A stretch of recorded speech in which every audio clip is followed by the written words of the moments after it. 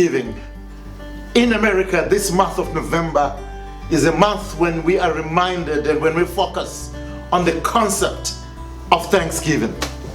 The good book says David was the man after God's own heart. And through the years, I've taken time to attempt to understand why God identifies King David, the son of Jesse, as a man after his own heart. And one principle that I found about David is that he had a heart of gratitude. Whether he was down in the valley or up in the mountain, whether he was conquering or being conquered, David understood that there was an active presence of God in his life. Hence, he can gladly say, "Oh, give thanks unto the Lord, for his mercies endureth forever." I'm suggesting to you, dear friend, one thing that we can learn from David. That there are times when we simply bring our request, the desire of our heart, to God. And then after that, we simply thank him. The Ark of the Covenant had been brought from the Philistines, and it was in Israel. And the time had come, excuse me, when David takes it to Jerusalem, and on its way there, it falls. It shows like it's falling, and this young man holds the ark, and he dies.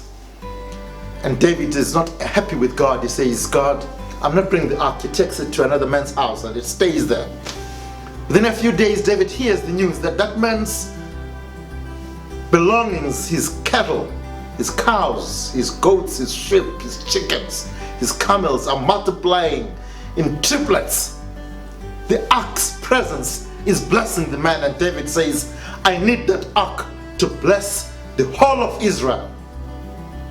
So he thanks the Lord, and he says, "This time there will be no accident.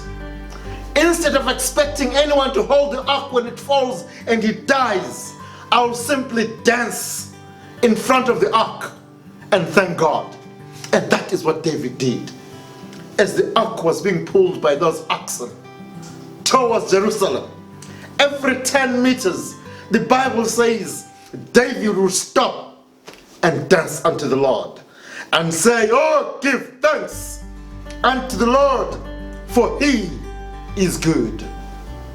I'm saying, dear friends, that during this Thanksgiving, can we be like David? Take the desire of your heart and place it in God's hand. And after that, simply thank him.